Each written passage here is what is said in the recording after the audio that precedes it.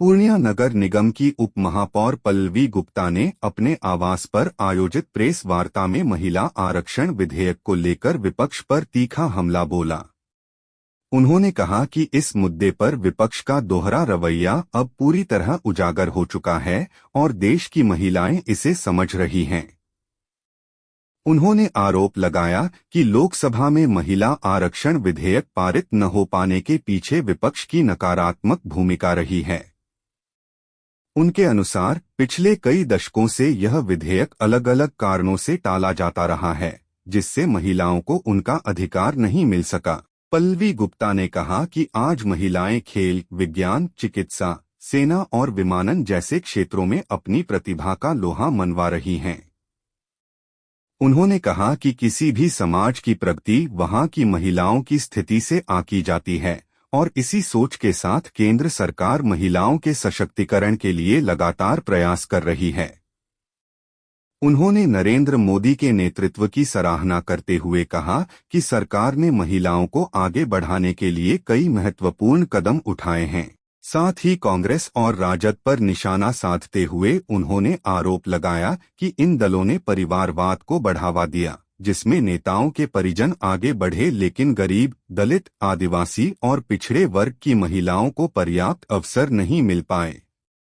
अंत में उन्होंने कहा कि महिलाओं का अपमान किसी भी स्थिति में स्वीकार नहीं किया जाएगा। उन्होंने विश्वास जताया कि आने वाले समय में महिला आरक्षण विधेयक जरूर पारित होगा और महिलाओं को उनका अधिकार मिलेगा। नारी शक्ति वंदन अधिनियम को लेकर विपक्ष के द्वारा जो दोहरा चरित्र अपनाया गया है, आज उनकी जो सच्चाई है ये हम सबों के सामने आ गई है। महिला आरक्षण जैसे महत्वपूर्ण मुद्दे पर विपक्ष ने संसद में बाधा डालकर जो साबित किया है कि महिलाओं के अधिकार को वो देना नहीं चाहते हैं। आज देश की महिलाएं खेल, विज्ञान, सेना, चिकित्सा और हर क्षेत्र में परचम लहरा रही हैं। जैसा कि डॉक्टर भीमराव अंबेडकर का भी कहना था कि समाज की प्रगति उसकी महिलाओं की स्थिति से वहाँ की महिलाओं की स्थिति से मापी जाती है।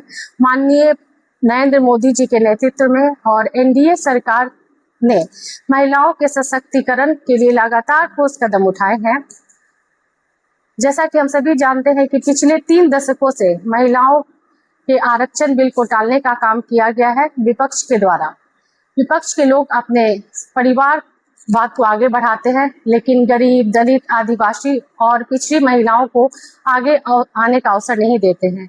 यह सिर्फ एक बिल नहीं बल्कि देश की आधी आबादी को सम्मान देने का सवाल है। देश की